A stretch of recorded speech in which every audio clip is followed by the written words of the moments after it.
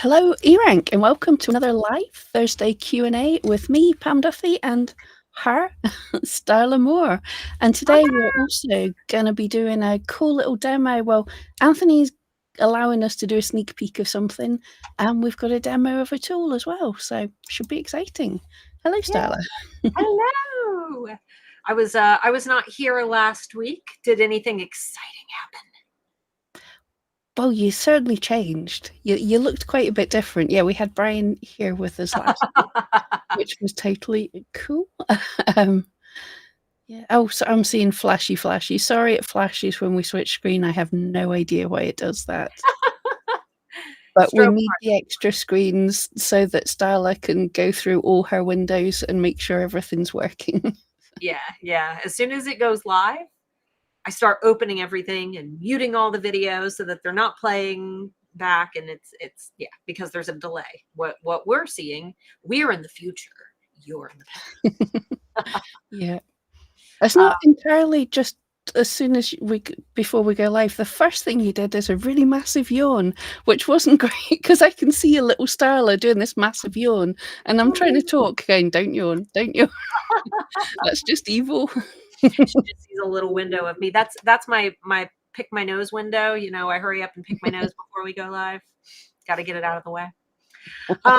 So we are going to be doing some demos today. We've got a little sneak peek to show you guys from Anthony.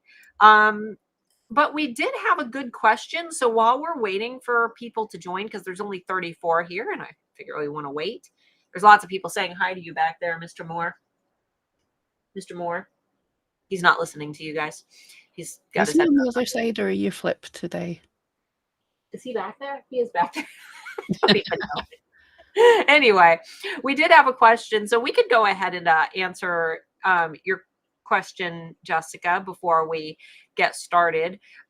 She had said, I saw a number of people this week this week asking about alt text. Would you be able to give a brief overview? And I saw a lot of questions.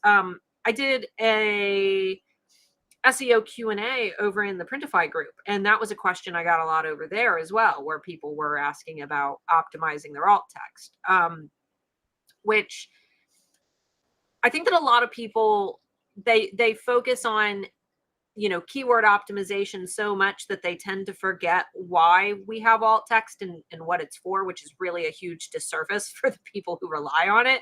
Your alt text is on each of your listing photos, and it's there for the purpose of helping the visually impaired. So people who maybe they're colorblind, maybe they have, maybe they're completely blind, maybe, there are tons of visual impairments that could cause somebody to utilize alt text. But basically what that alt text does is it assists those who use screen readers. So if you guys have never seen anybody who is blind navigate online, basically they have a computer program that reads to them whatever they scroll over on a screen. And these individuals still shop online. They still read the news. They still look at pictures. The way that they see things is a little bit different.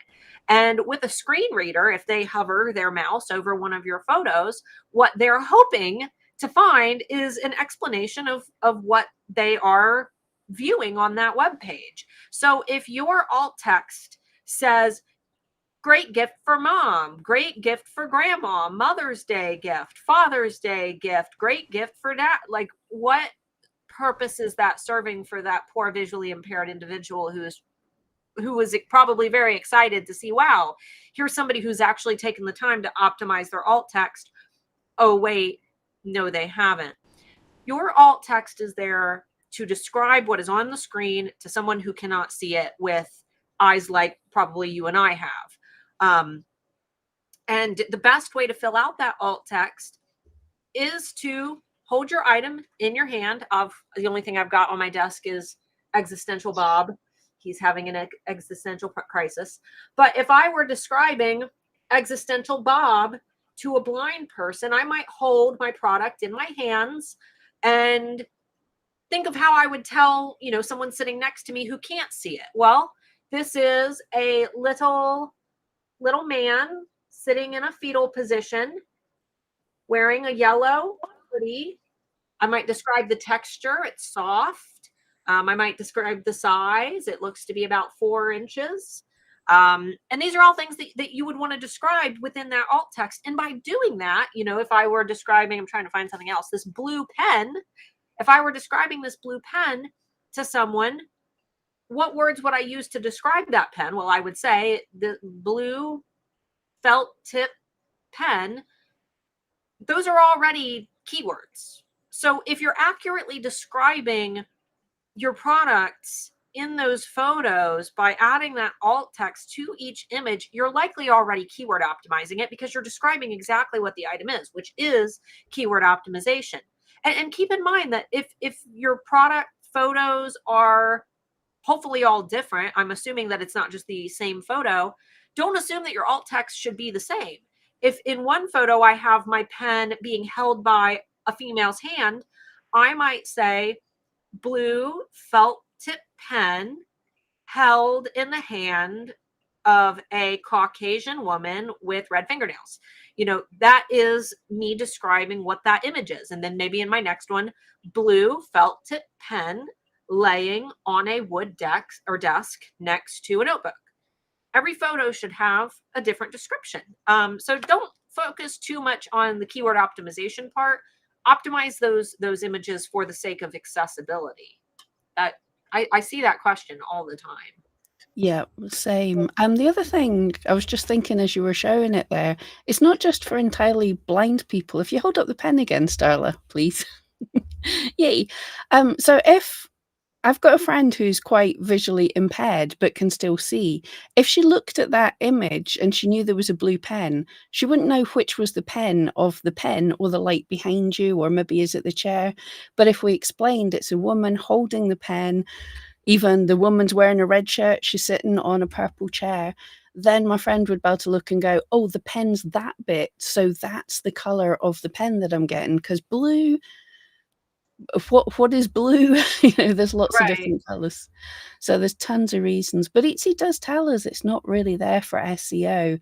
Search engines like Google can read it, but I'm not aware of it having a big impact on ranking again. It's also helps them when they're showing an image search to say, hey, I wanted to show an image of a certain thing. That is an image of the thing. And the alt text backs it up and says, that's an image of a thing. So yeah, we all get wrapped up in SEO and think every little thing we're doing is for SEO. But the most important thing in your shop is if customers are going to like it and going to buy it. It's up to you how much effort you need to do on alt text, but it certainly doesn't help to dive in and do that with your top sellers, even the first listings, just to help those people. I know if you've got tens of thousands of listings, that might be daunting. And imagine that you're the only listing that is optimized for someone who requires that alt text to understand. What if they're shopping? You talk about competing with other sellers. That's a great way to compete, because if you're the only seller who has taken the time to optimize, you are, to that individual, the only seller who is visible on that page to them. If what they see, through with their screen reader, if you're the only thing that they're able to understand on that page, then you are the only one who is optimized for them. So definitely take that time. And yeah, Ashley, it said also for those who could be colorblind. Exactly. Or, I'm sure that some of you probably wear glasses. If you take your glasses off, I'm able to see.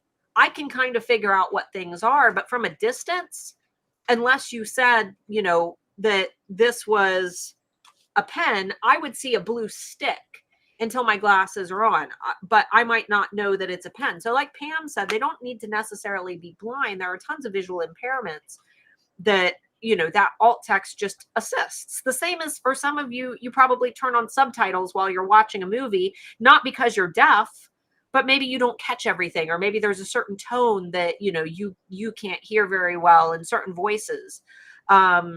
There's all different reasons, but make sure that you're making those listings accessible, like Pam said, focused on that. Absolutely. And not only is it nice for the community that needs it, the community that needs it could they'll talk to each other. as well. So you can become the shop that's really good for accessibility. I have seen, and it's such a simple thing, but some shampoo and conditioner brands just put a tiny bit of braille on their bottles. So literally a blind person can reach out and go, that's shampoo, that's conditioner. The first person to notice that told all their friends, and everybody in that community buys from that brand because it's got that little edge that's a little bit better. So it Exactly. helps them and helps you. Yeah. Let's see. We're up to 56 people, so we'll be demoing here in just a second. There are a couple questions though that I think that we could probably easily answer within our demos today. So I didn't want to make anyone think that we're skipping you, but there are 3 questions that I think that we'll go ahead and at least read, and then maybe we can demo how to answer those. So 2 of those are from Robert. Robert had said, how do you come up with some great keywords? And I'm new to eRank. To get the best from this, can you give me the first 3 best tips? So 3 best tips are completely going to depend on your objectives. We can't, that's like going to the gym and saying, give me the 3 best tips. Well, what are your objectives at the gym? Do you want to lose weight? Do you want to build muscle? Do you want to learn a sport? Do you want to do cardio? Do you want to run a marathon? Like, what is your objective there? I'm assuming that you mean for keyword optimization though, since you also asked about great keywords. So we can probably show you guys some of that. And the other question was Yeah, from I just want to say as well for Robert, if you're brand new to eRank, in last week's live, we went over how to connect your Etsy shop and some of the first tools to have a look at. If you want to check after you finished here, but if you want to check on the YouTube channel, or yeah, you're on YouTube, if you want to check for last week's video. Yeah, I'm a hairy man in that video though. My name is Brian. Brian was here last week, because I was not. And then I think your name is Ellie. How is the AI SEO search affecting keywords in search? So I'm not quite sure what you mean by AI SEO search. All I can think there is Etsy is talking about utilizing AI in how it displays the search page, but it's minimal impact really so far. They're training the AI. That's where the Etsy pick badges are coming in, as far as I know. It really isn't doing as much yet as people seem to think it is. Yeah. And also, it's not going to do away with keywords or anything. From what I got out of the last quarterly report, basically, any of these extra personalizations are added onto the top of the search results. So you have to rank in search for the keywords you're going for, and then the AI will filter out the very best out of what's already ranking. So you just have to be the very best. Yeah. All right. Oh, we've got a quick one from a Facebook user. I'm not sure, but this I'm is listening. not that we can answer it, but any thoughts on the Etsy surprise? No, I'm waiting impatiently. They're sending out emails saying, I hate this teaser. But it's buyer. That is on the top of the page where shoppers are shopping. So that's probably not going to be something cool for us as sellers. That's something that Etsy's probably doing for their buyers. Otherwise, it would be on our seller dashboard, not where buyers are shopping. So don't I get your hopes up too really much. want it to be Etsy Explore, but it's not going to be. Yeah. Okay, so in terms of the questions that we had from Robert, and then about, I know that the other question was more about AI search, but we are going to show you something with we've got an AI tool. Did you guys know that? A lot of people don't. Pam, do you want to go ahead and we Yep. can start? Shall we do the AI tool bit first of all? Sure. Mainly because that's the screen I've got ready, but I have to shuffle screens. There we go. So this is just an update that Anthony gave us permission to show. This is to the listing audit. If you don't know where to get here, we go through listings, active listings, and then pick listing audit on any one of your listings. And what wanted to show you, let's just do the usual thing. Just going to scroll down. And can anyone see anything here? Just let me know in chat. Is anything different that I've stuck in the middle of the screen? But yeah, let's see if anyone spots anything and has any ideas. Because yeah, Anthony's given us a little extra thing. So there's another plane going over outside, if you can all hear that. Sorry. I can't hear anything, so. Oh, that's good. Most of the time my mic clips it out, but I live on a flight path. It's very annoying. Right. All right, the Nobody's seen stream it. just caught up with it, so they should now see it. Do you guys see anything new? Anything different? Debbie, you cheater. I don't know. Is Debbie cheating? Because like Let's see Anthony if she only doesn't told us know. about 15 minutes ago. I didn't know about it till 15 minutes ago. I think a few people have noticed this. So I suppose I better hit that button and see what happens. So, Hey, give us a minute. scrapping with Sharon, we can absolutely show you how to do that in just a few minutes. Cool. I'm trying to see what the questions were. Oh yeah, yes, that's something else we've got. We've got tons of tools. But yeah, so I hit the get the AI title suggestions, and what this has done for my listing that I was auditing, it's using our AI helper, which is a ChatGPT based tool that just uses the words we're telling it from our title, and I think it's using our keywords, our superstar keywords that we put in, and it's given us some ideas for titles. Now, I will tell you, remember this is just AI. It's not as clever as as everyone likes to think it is. It's just giving you ideas to get you started. So if you're missing your most important keywords that you want to put in there, you can go in and adapt the title. It's just something to get you started. But I definitely do find they're handy for a different turn of phrase than I might have thought of, basically. Yeah. Oh, and Amy, I haven't had a chance to email you. There was actually something going on with your account that Anthony had to fix today because I wasn't able to upgrade you, but he did that. So I haven't had a chance to email you about it. So let's see, is the AI title helper new? So we've had this tool for a while. We're just incorporating it into our listing audit. Pam, if you want to show them where they can Where is find it? it's in listings, I think. Listing helper. Yeah. So we have under listings, listing helper, we have the tool. Yeah, let's just go there directly just now, which is such a cool tool. Someone give me a keyword phrase. Well, let me grab one from we had that post.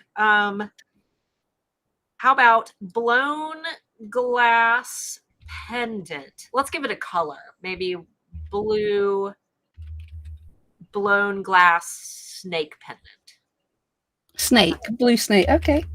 The good thing with the listing helper is something like the keyword tool, you want to tend to go more higher level, more like blue pendant, glass pendant or something. But with the listing helper, put in all your descriptions and it can sort out all the rubbish. So we've put in blown glass pendant blue snake. And yeah, it's getting there. And what this little tool does, it gives us the 3 title ideas similar to what we saw in the listing audit. So 3 ideas for titles, 3 ideas for descriptions, and the bit that I actually like the best. But these are all good as if you're just building a new listing and you can't think of any ideas to get you started, you can use this description. It doesn't know what your item is, so you have to go in and sort out bits that are wrong or anything, but it gets you started. But my favorite bit is the tag ideas, because it's coming up with some ideas for keywords And then this is just the AI. And then we use our wonderful data to look in and go, are these actually any good keywords? Are people searching for them? What's the competition like? So yeah, I mean, like blown glass pendant by itself isn't a bad keyword. But yeah, so it comes up with whole loads of different ideas. Sometimes you look and you go, okay, that's not worth, that's not great, or it's not relevant, but sometimes it can really think out of the box. Yeah. I see a lot of people who ask, they say, oh, I do all my keyword research with Chat GPT, or, the problem with that is that there's no data behind what it's suggesting. It's giving you good educated guesses, but I wouldn't rely on an AI tool alone. At least with eRank, yes, we are using Chat GPT to generate these for you. So it's not, the things that we are suggesting in terms of like your description and your title, we're not telling you by using this title you will make sales. That's not what this tool is for. It's to just give you an idea. However, now that we've added in those recommended tags, you also get to have that data there as well, where you can kind of bounce ideas and see some possible terms along with the data that goes with them. So with Chat GPT by itself, you're only getting one piece of the puzzle. You're only getting the suggestions. With the eRank listing helper, you're getting the suggestions from Chat GPT, but you're also getting tag ideas that are based on the data that we already have. So Exactly. It's bringing the two of them together, which is something we looked at. Like, in my head, I always thought you could just feed Chat GPT and go, here's all the keyword data. Come on, tell us what's good stuff. It doesn't work like that. So the titles and descriptions are how it sees average people are writing things, which can well be sort of keyword optimized because on average people are doing that. But it's not taking in any of our data because it can't. But when you add in what we see here, what it's doing is going, here's some ideas for types of tags that I think people might use. And then eRank's coming in and going, and here's the data on it. So yeah, exactly. it definitely is cool. And the other good thing here is if you don't like what it's showing you, you can add some extra words or you can just hit submit again and the AI will always bring up something different. So you get some slightly different ideas. It's really handy for, adding these extra things that you might not have thought of. Something like, is it a whimsical thing? Is that relevant? There's a word I might not have thought of. Even gorgeous, unique statement jewelry. It gives you all these things that a lot of other tools you wouldn't necessarily see because they're slightly outside the box. So, Amy had said, I wish I could combine my trained Chat GPT with the eRank data because my trained Chat GPT knows what my business is and who my ideal customer is. I don't think that because we're sourcing directly from their API. And every eRank user is getting that same like data stream from their API. So unfortunately, I don't think that there would be a way for you to customize this tool. But it's definitely something we can bring up with Anthony. It doesn't sound like something that would be possible on our end, though. well, at the minute, anyway, the Right. GPTs are getting a lot more intelligent, and there are, as Amy says, you can get your own that you've trained now, which is definitely a very different thing. But it becomes complicated when we've got all the millions of eRank users there. So. Scrapping with Sharon said, is the helper info stored anywhere or just gone when you move on?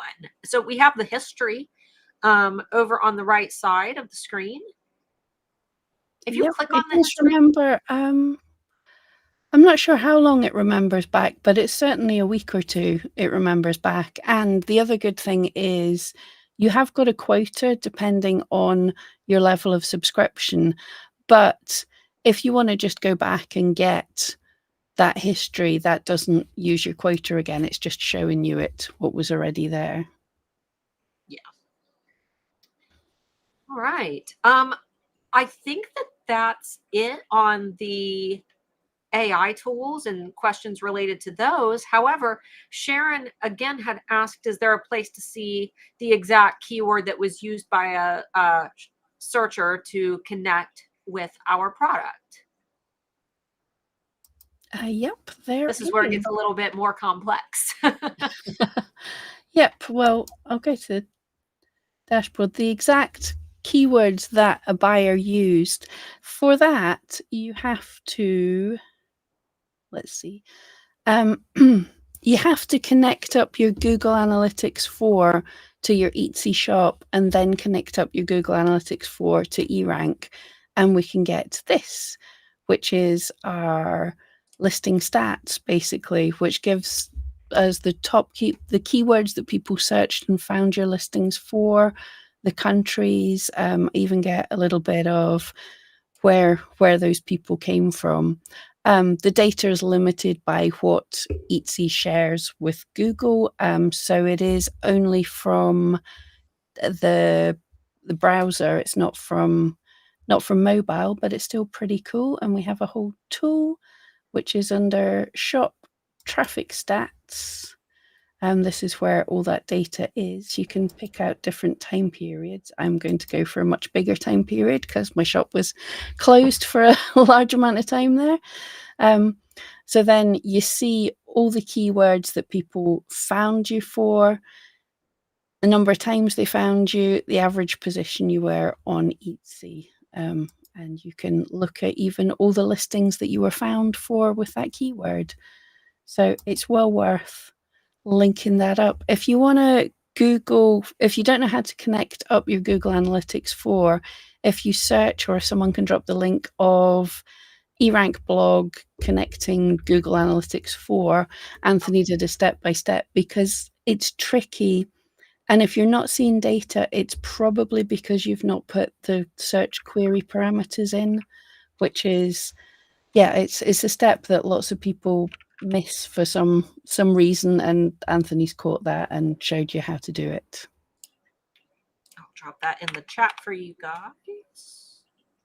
Oh, thank you. It is that video is, if you feel like you're struggling, just know that I think that Anthony is planning to work on a more concise guide. I struggled a lot with it, connecting mine. Just keep in mind that if it feels like it's hard, it's because it is hard.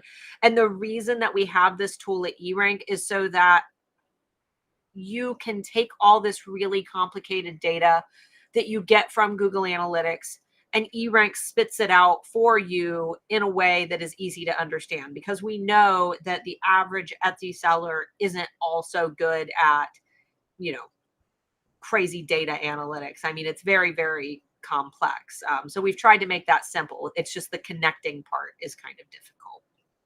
Yeah. It is complicated, but you only have to do it the once. So yeah, Google Analytics, I suppose it's because it's trying to cover the entirety of the internet. This is not a feature just for Etsy shops, so it's way more complicated than it needs to be. But yes, once you connect up, all the data's there, and it's really cool to see. I think with our tools, it's even easier for me to find than going through your Etsy dashboard. There's some like different things, and it's shown in different places. Yeah, it's a nice little surprise as well, because some of our tools, once you connect your Google Analytics, you'll be surprised by how many tools within eRank will give you extra information that we didn't previously give. So I think that, is it active listings, or you also get, was it active listings? There's another tool that we give a little bit more of that. I know we've got it in Spotted on Etsy. Maybe it's Spotted on Etsy that I'm thinking. Wait and see, I won't have any. No, here we go. Yeah, so if you go into Spotted on Etsy, you get some cool data here as well. This is the listing, what the customer searched for. You can even see the search trend from our search trend data. So unfortunately, this is a keyword that's not very great.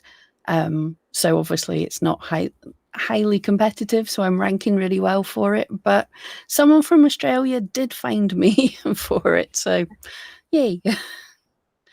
So it's cool to see all of that data.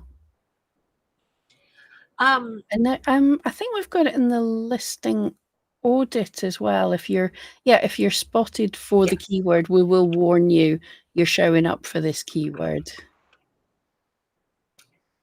All right. Ashley had asked, I'm sorry, Ashley, I had missed your question previously. She said, can you connect other shops other than Etsy? Unfortunately, you can't connect you can't connect, like an Amazon account to your eRank account. Unfortunately, we are primarily an Etsy tool. However, we do have keyword data. And this might be a good moment if Robert, if you're still here, to maybe show in our keyword tool where they can find those other marketplaces, because I know that was another question that I got this week. Someone had asked if we had other marketplaces, and we have quite a few now. Absolutely. All of these keyword tool. If you're looking for, well, let's have another keyword. We'll pull one out from the group. Let's do. Debbie had submitted Mardi Gras because it is the day before Valentine's Day. So how do you spell that? MARDI space and then grass with -1 S, GRAS. Cool. I wasn't so far off. Oh no. Okay, so we can have a look. Seeing as Debbie asked, we'll have a look on Etsy first of all. Ooh, look at that. When's it popular? Starting to be, yeah. Looky there, guys.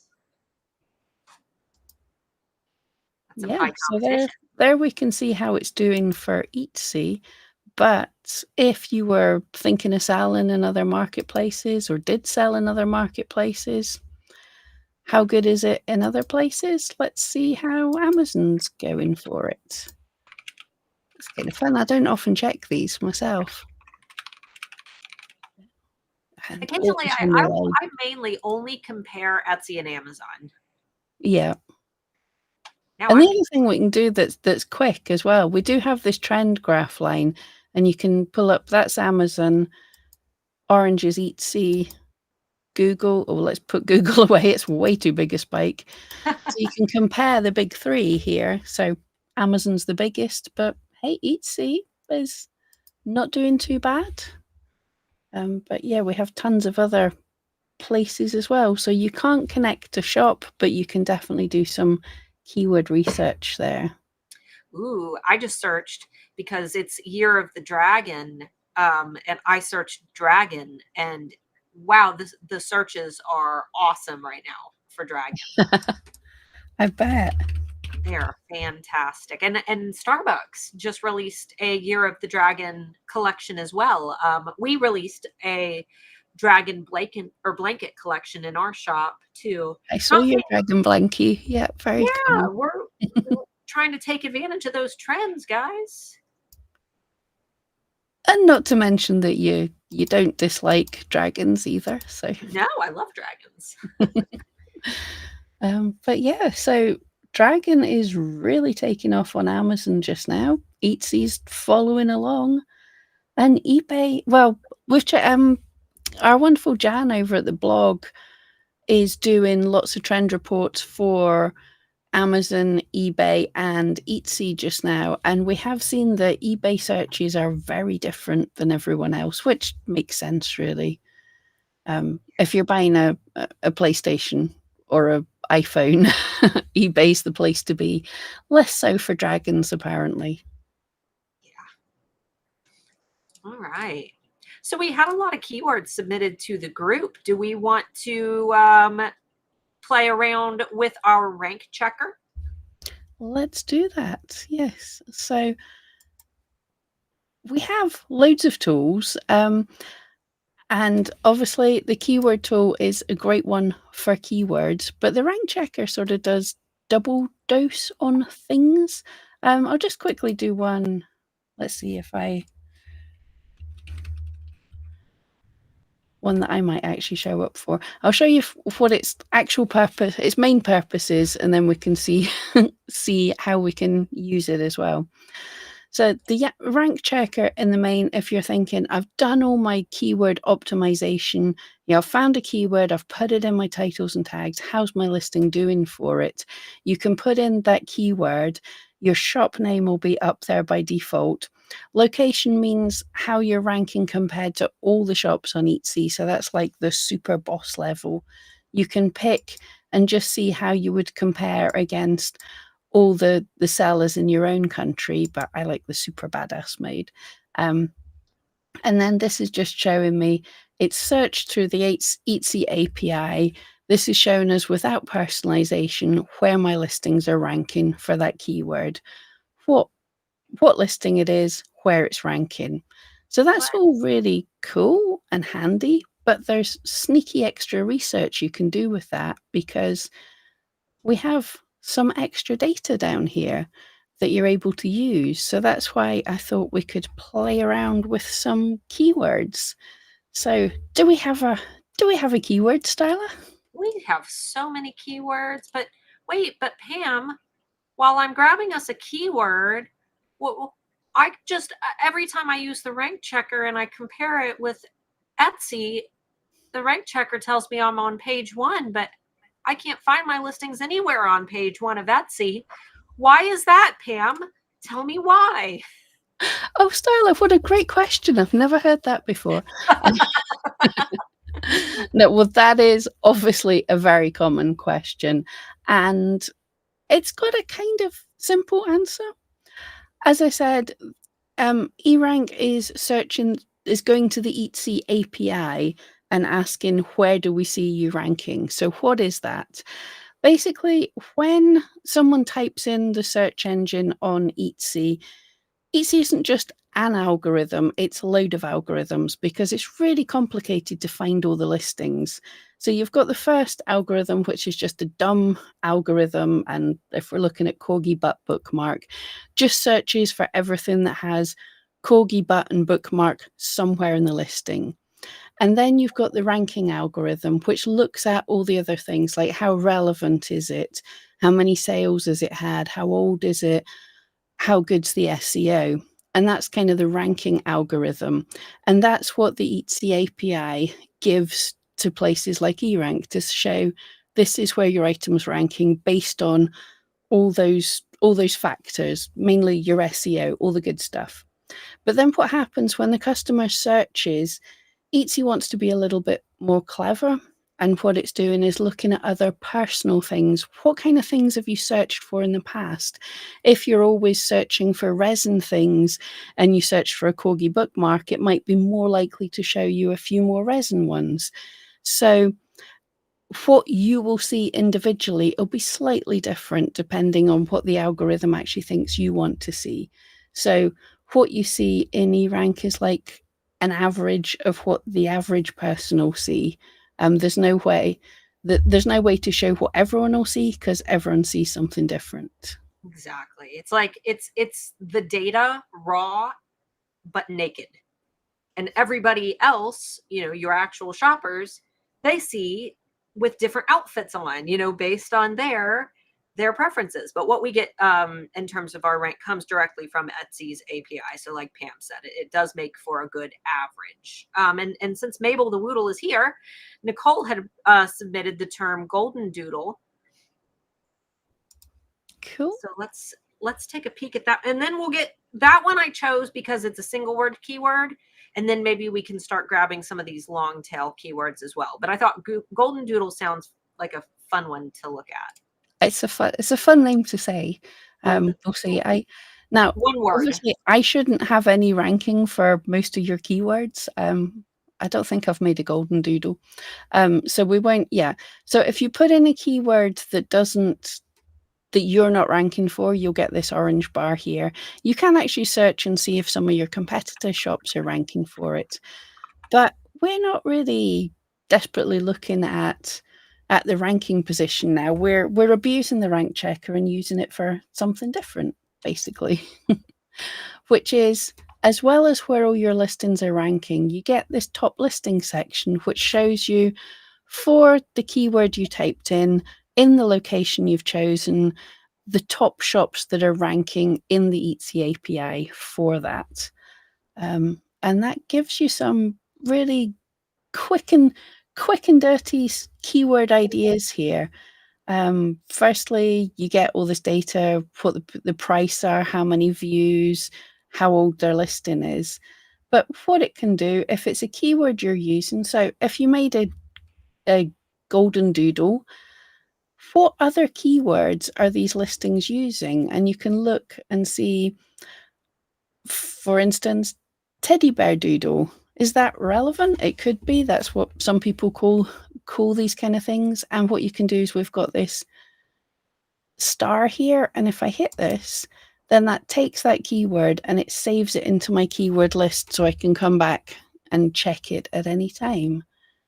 Yeah, so we're having a wee nosy at just for some other ideas.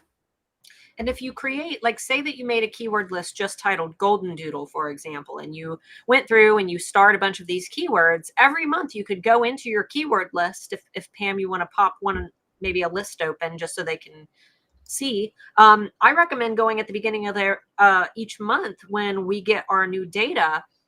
And then you can kind of keep an eye on how those keywords are trending over time. Just like we saw dragon suddenly spiked in searches, we can get an idea of where there are spikes. What's that keyword?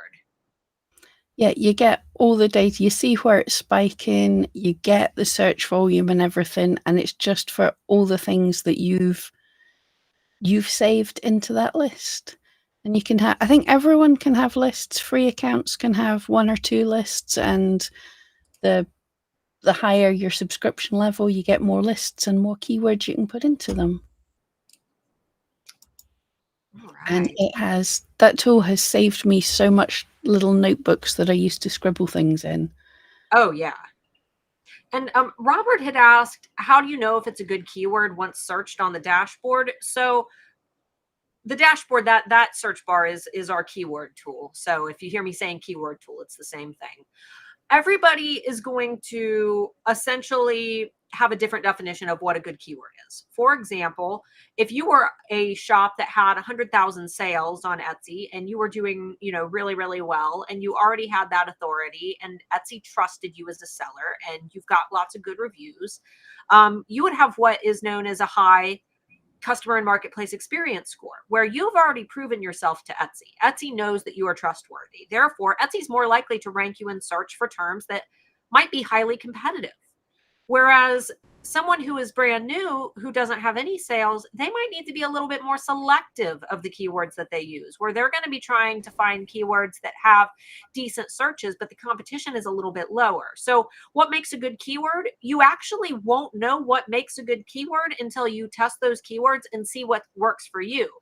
Because there are so many factors that contribute to what makes a good keyword, some of which we know about, and some of which, like your listing quality scores and your customer and marketplace experience score, these are scores that Etsy doesn't even disclose to us. But we know when they start working and when our listing quality scores start doing well. For example, when you start generating bestsellers. I had an ornament in my shop for Christmas time. It sold once, and then the same day it sold again. And then the following day we sold 3 more. And then throughout the entire month of November, we were selling them nonstop because Etsy noticed that people, when they found that listing, they were buying it. So Etsy was more likely to recommend that ornament to more people who were searching for similar ornaments. And because of that, we generated a bestseller very quickly. So because of that, the next time that I list an ornament, I might be sure to use similar keywords that I used that first time, because I've already kind of tested that for myself. So just Etsy SEO is not a list of black and white rules. Think of it more like ongoing science experiments where you test, you study your results, you see what worked. Oh, that didn't work. Okay, time to test again. And also make sure that you're giving your tests time. That 3-month period is a fantastic time frame to really watch a listing. Don't go in and change your keywords every day. Give them time, because Etsy will move that listing all around and show it to different types of people to decide where that listing belongs and who's likely to buy it. So during that time frame, you just want to kind of let those listings sit and keep an eye on them. Yeah, it would be lovely to say, here's how you know what a good keyword is, but Style is right. It's science and a little sprinkling of magic, because there's so much we're talking and explaining to a computer, to the algorithms, with what we're putting into our titles and tags, but it's also dependent on what happens when someone sees your listing in search. You could have the best SEO in the world, and if Etsy shows that up to customers and they go, don't like that one, I'm going to click on the other one, then in a very short period of time, Etsy's going to start saying, yeah, well, I'm going to stop showing that now. And so things that look like a great listing will just stop ranking. Yeah, so it's also, it's not just finding a good keyword that you think looks good on paper, but it's also, is it a good fit? Now you can see on this screen that there's also some other data there that's helpful for you to know, is it a good fit? First of all, you get the first thumbnail image. So if you'd found, for some reason, it's not going to be for anyone, I don't think, but if you'd found wedding ring was the best keyword in the entire world, and you were selling a $2.99 plastic ring, and then you looked on here and you looked at all the pictures of all the ranking wedding rings were beautiful gold or platinum or, real luxury metals sitting beautifully photographed, and yours is like a bright neon orange plastic thing, and you look at the prices and yours is not even in the same league, you can say to yourself, maybe I'm not a match in that group. That's not saying you have to be exactly like everybody else, but when someone's searching for a wedding ring, they kind of know what they're looking for. So we've got all that extra data here. You can see the thumbnail picture, you can see the price. Another thing I like to look at is the actual views and daily views, because what that can be is if you'd found a keyword that looked okay, but there's not many people searching for it, but all the listings have super high views. Maybe they found a different keyword, something else that's in their tags. So you can look in their tags, which I'm hoping, I think we got handy with the teddy bear dog for Mabel the Wootle there. We hit a good one there. You can see it might have not been the keyword that you thought of, but perhaps they're using a slightly different keyword, and that's the thing that's working for them. It's so complicated. And I had actually the corgi bookmark that I pulled up earlier. That was a thing I'd researched, and I'd thought to myself, I think this is going to do really well when I created it. And the first Christmas period, it sold a couple, but it wasn't great. But I was just like, no, this is going to be a good product. And I left it, and about 9 months later, Etsy started finding the right people to show it to. I didn't do anything. It's just somebody who searched for a term found it wasn't a very well searched for keyword, but somebody searched for it, saw my item, loved it, bought it. Etsy said, hey, we're going to show Pam for some of these slightly more competitive terms. And my listing clawed its way up, slowly kicking and screaming, and actually had a really great year. And I Yeah, think most people would have changed their listing about 20 times in the time I just sat back and said, this is a good one, I'm leaving it. yeah. I mean, if your keywords accurately represent exactly what your item is, don't assume that it's the keywords. I see people who are like, oh, this listing was selling so well a few months ago. And I click on it in March and it's like snowman bookmarks or something. I'm like, well, yeah, of course it was selling really well, but nobody wants to think about snowmen in March. They want to think about flowers and bunnies in spring. So, sometimes you just want to leave things be for a while. But Anna had asked in terms of the rank checker, does the raw data, if we're on page one, still mean that we have our SEO done well? It means that that listing is well optimized for those keywords. Just keep in mind that page one, I could rank on page one right now if I made a listing, and I put my, the keyword in my title, floop-de-doop-de-dee-da, and I went into the rank checker and I searched for floop-de-doop-de-dee-da, I would be on page 1 for the term floop-de-doop-de-dee-da. Doesn't mean that anybody is searching for that thing or shopping for it. So just make sure that if you are showing on page 1, you're showing on page 1 for terms that are actually searched for. Yeah, I think that's the thing with all of our tools. Everything you do on Etsy, it's not get one thing right and that's it. It's like, yeah, you're ranking, but have you found a keyword that seems good that people are searching for and accurately describes your item? If it is, then you're ranking for it, then you've got a good chance. If no one's searching for it, doesn't desperately matter if you're ranking for it. So always work, working in conjunction with everything. It's the same, the listing audit. You don't necessarily desperately want to be getting an A grade, but the A grade's telling you you've followed some best practices. But again, if your keywords are wrong, if your keywords are horrible, nothing great's going to happen. If your listing photos are terrible, customers might not click on it. So it's a conjunction of all things. But it takes Etsy time to understand what you want to be known for and what type of customers they should be showing those listings to. So when you first list a new item on Etsy, Etsy moves that listing all around. They show it to all different types of people. It moves all over the place. And during that test period, what Etsy's really trying to figure out is, what is this item? Who should I show it to? Who's going to be most interested in buying it? And if you're constantly changing your keywords during that time frame, Etsy's not going to be able to figure out who they should actually be showing that item to. You're saying to Etsy, I want to be known for this. No, wait, never mind. I want to be known for this. No, no, no, wait. I want to be known for this. And Etsy doesn't quite know where to put you. So if you, I always have people who say, like, I listed a bunch of items and I thought my SEO was good, but then I watched a bunch of videos about how to do SEO and I realized my SEO is bad, but now I'm afraid to touch my SEO because I'll hurt my listings. It's not going to hurt your listings. If you know, like, oh crap, I messed this listing up, or these keywords are awful, or I just learned what SEO is, and you want to go make those changes, it's not going to hurt anything.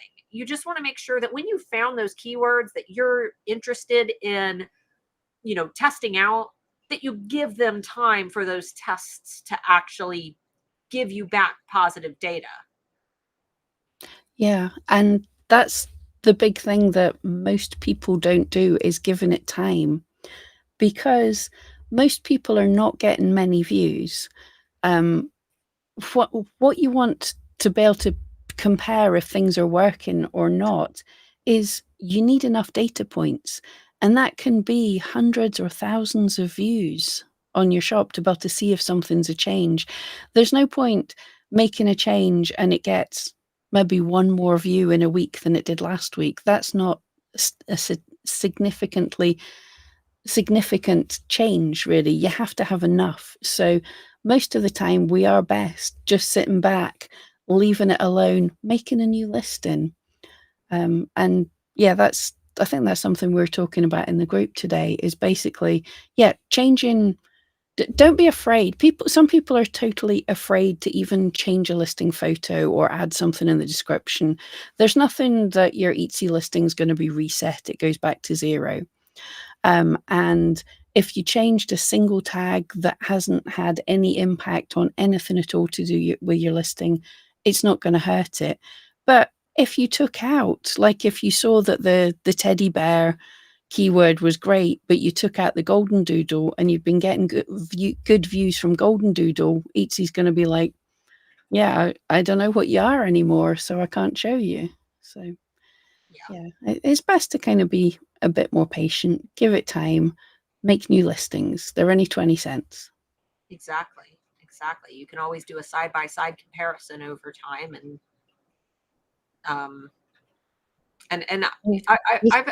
I frequently have people ask me if they're allowed to duplicate a listing to test, different keywords, and you can totally do that. Yeah, I just want to let's do a fun one. Starla's going to give me death look here. But Gillian's saying, what if the terms for your item were already super saturated? Give us the term. Bet you they're not super saturated. Starla's good at this. You want me to give you one? No, St. Gillian. Sorry, I'm saying, Oh, Starla, let's do this. Yes, Gillian, you give got us it. what your terms are. I bet those terms are not super saturated. She makes, like, a lot of her products are kind of farmhouse wall decor type products. Also, okay. keep in mind that there are also, you can also think about your keywords in conjunction with other terms that aren't necessarily right next to each other, even if they're not your superstar keywords. I think that a lot of people discount the power of how terms are used together. So rather than, for example, searching for golden doodle by itself, you could search for golden doodle dog as well.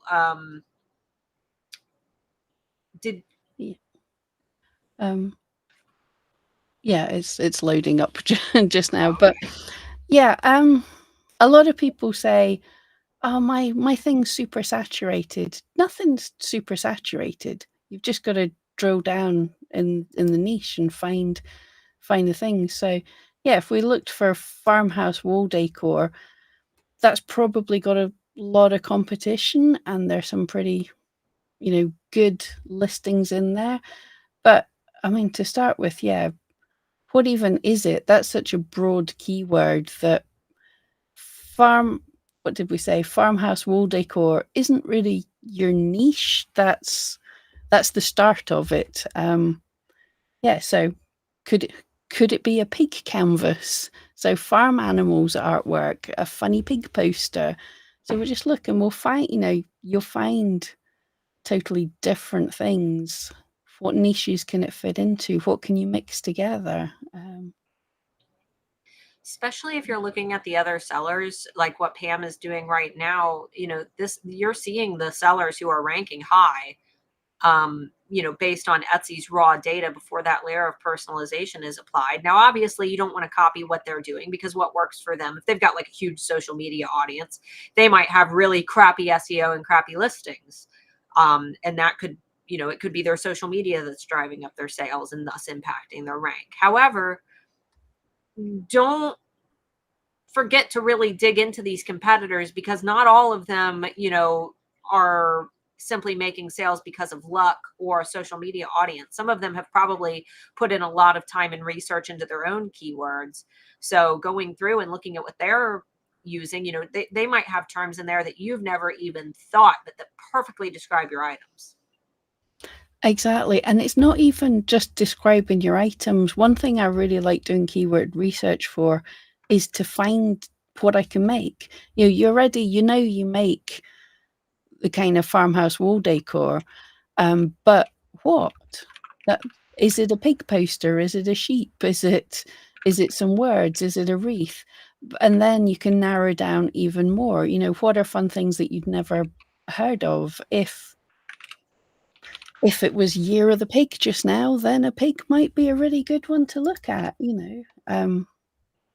So you just look about, tweak, get some ideas, and then we've got all the other tools you can dig into.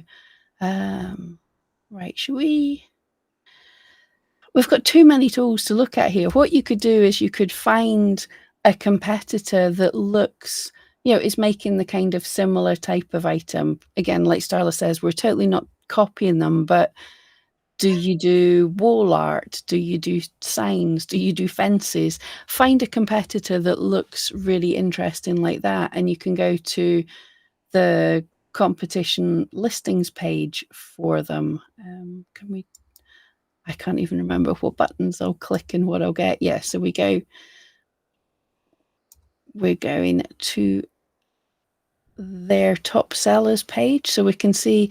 This is cool because we get an idea of how their sales going over time. So this is saying, yeah, they're making a reasonable number of sales. They're not one of the top shops, but you could definitely compete with them. And then you can get a dive into all the rest of their type of items. Is that relevant for you? Possibly not, but it might give you some ideas of styles and things that are working. and then you can click on them. Please go to the keyword tool. Yeah, and it takes you, click on any of the keywords, it takes you to the keyword tool, and you can see, okay, how is this looking in terms of search volume? Or you can scroll down for different types of searches, the near matches to that, all the keywords. Well, that's the button I meant. Top tags, all the keywords that people are using in the tags you can get from the keyword tool. So nothing's saturated. It's not necessarily easy, but there's always going to be something that pops in that's a little bit different, or a mix of the things. Crystal had said the variability in the number of views, daily views, and hearts as you go down the rankings is fascinating. I would have thought that they would have gone high to low, but they're all over the place. Yeah, and that's kind of where Etsy's algorithm comes into play. It's not as black and white as we think, where you would assume like, oh, the best ranking shops are going to have the most hearts. But Etsy might just be ranking a listing high simply to see how it does. Etsy might think, well, this listing will do really well if we rank it high for this keyword. There's always the things that we can influence, but then there's also the side of the algorithm that Etsy doesn't tell us about, where they occasionally do weird, mysterious things because they have a hunch that something will do well in a category that we didn't consider. Yeah, it has to experiment. And if the listing is doing really well for that kind of thing, then it's going to keep showing it. It's going to rank more. I was just randomly scrolling down these, and see, you can always find something. Kitchen organizer actually has really low competition. Who would have thunk? I don't know if that's relevant, but that's the kind of things I do. I'll look down and go, hang on, here's something that people are actually searching for. It'll probably be fading off because organizer searches are generally like January, but there's one to put in the back of your mind for next year, maybe to check up on. Just things that stand out as different. Everybody gets in the mood to clean and organize and plan. Yeah. But we are at 4:00, guys. So I think that we're good, but we can totally do something similar next week if you guys enjoy the demos more than just sitting around and asking us questions. We always get good questions as we dig into the tools, and I think that some of the most common questions we get at eRank are about the tools that we specifically have, and people not understanding how to use them, or these little secret things that maybe the tool doesn't specifically advertise that you can do this cool thing, but as we show you all of the different possibilities, you're able to uncover new things that you can do with them. So let's do more of these. This was fun. Yeah, absolutely. Guys, let us know in the Facebook group. Let us know if there's any tools that you definitely are stumped on, and we'll have a play with them if you like this. Definitely seems to be, and it's kind of fun for us as well. Like, the tools are changing. Anthony's tweaking some of them sometimes, that I'm clicking a button going, I've not been in this tool for a long time. So. And Ellie, that tool, the Spotted on Etsy, is under your shop tab within eRank, within the shop menu. But guys, thanks so much for hanging out. On my channel tomorrow, the Friday Bean is just going to be an Ask Us Anything type thing. We haven't done one of those in like 2 months, so we figured that we would open the floor for people to ask us whatever. So hopefully some of you will hang out over there. But thanks so much for watching, and we will see you all next week. Yeah, see you guys. Thank you so much.